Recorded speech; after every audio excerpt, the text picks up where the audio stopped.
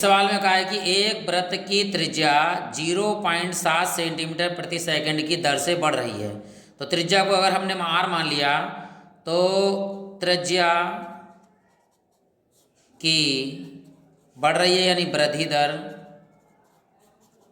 जो हमने माना dr/dt क्या दिया हुआ है 0.7 सेंटीमीटर प्रति सेकंड। आगे क्या कह रहा है, बढ़ रही है। वृत्त की परिधि में परिवर्तन की दर निकालनी है, यानी अगर परिधि हमने सरकमफ्रेंस c मान लिया तो इसकी दर हो जाएगी dc/dt। टी के सापेक्ष इसमें समाकलन होगा। तो चलिए लिखिए, वृत्त की परिधि का जो फार्मूला होता है वो होता है वृत्त की परिधि,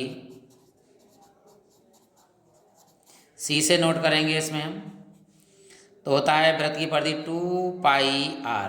ठीक, तो इसका हमें किसके सापेक्ष अवकलन करना है, टी के सापेक्ष में सेकंड दिया हुआ है, तो differentiating with respect to T, तो सी का हो जाएगा dc/dt बराबर 2π ऐसे ही रहेगा और r का समाकलन टी के अवकलन टी के सापेक्ष होगा dr/dt। ठीक, यहाँ लिख देंगे dc/dt बराबर में 2π और dr/dt का जो मान दिया वो 0.7 दिया हुआ है, तो यहाँ लिखेंगे 0.7, तो यहाँ गुणा कर देंगे dc/dt बराबर 7 दूनी 14, लेकिन एक अंक के बाद पॉइंट है तो ये लगाएंगे 1.4 और ये पाई है। सरकमफ्रेंस यानी कि जो परिधि है उसका मात्रक होता है सेंटीमीटर, अगर सेंटीमीटर में दिया हुआ है तो, और प्रति टी का मतलब सेकंड हो गया प्रति सेकंड, सेंटीमीटर प्रति सेकंड इसका मात्रक आ गया। अगर आपको मेरी वीडियो पसंद आए हैं तो लाइक कर सकते हैं और प्लेलिस्ट में जाकर और बहुत सारे सवाल देख सकते हैं। आप सभी लोगों को हृदय से धन्यवाद। बढ़िया प्रश्न है, कह रहा है एक वृत्त की त्रिज्या जो है r बराबर में दे रखी है 6 सेंटीमीटर और कह रहा है r के सापेक्षी क्षेत्रफल में परिवर्तन निकालना है। अब क्षेत्रफल अगर a है तो इसका परिवर्तन हो जाता है dA/r के सापेक्ष अवकलन है तो dr हो जाएगा नीचे। ठीक, तो चलिए वृत्त का क्षेत्रफल निकालना है, तो वृत्त का क्षेत्रफल होता है आपका, वृत्त का क्षेत्रफल नोट करते हैं हम a से, और फार्मूला होता है πr²। r के सापेक्ष अवकलन कर दीजिए आप, तो differentiating with respect to r, तो यहाँ हो जाएगा dA/dr, अवकलन r के सापेक्ष है, ये शुरू में आ जाएगा 2, शुरू में आएगा 2πr। ठीक, r का मान क्योंकि हमें दे रखा है कितना है 6, तो यहाँ लिखा देंगे r का मान,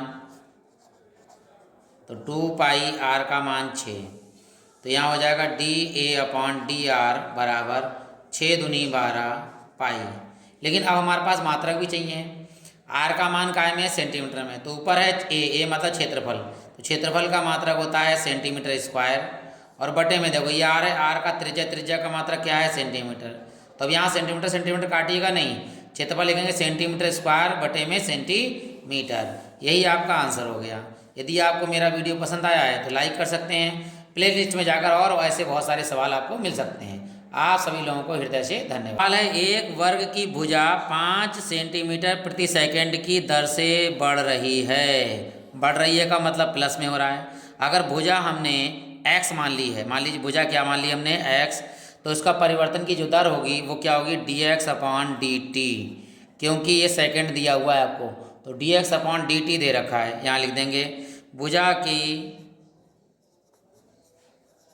वृद्धि दर, तो वृद्धि यानी बढ़ रही है, तो वृद्धि दर को हमने भुजा को x माना है, तो वृद्धि दर हो गया आपका dx/dt बराबर में 5 सेंटीमीटर प्रति सेकंड, तो 5 सेंटीमीटर प्रति सेकंड ये हमें दे रखा है। इसका परिमाप में वृद्धि की दर निकालना है। परिमाप को अगर हमने माना यानी परम्यूटेशन ये p मान लिया आपका पैरामीटर, तो क्या आएगा dp/dt निकालना है, पैरामीटर बोलते हैं इसके लिए, परिमाप के लिए।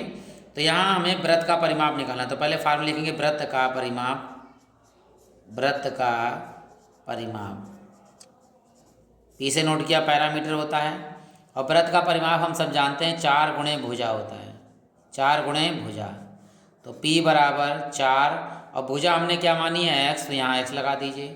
अवकलन करेंगे किसके सापेक्ष अवकलन करना है भाई, t के सापेक्ष, क्योंकि दर है t, तो differentiating with respect to T के सापेक्ष हम इसका अवकलन करेंगे तो p का क्या हो जाएगा, dp अपॉन dt बराबर 4।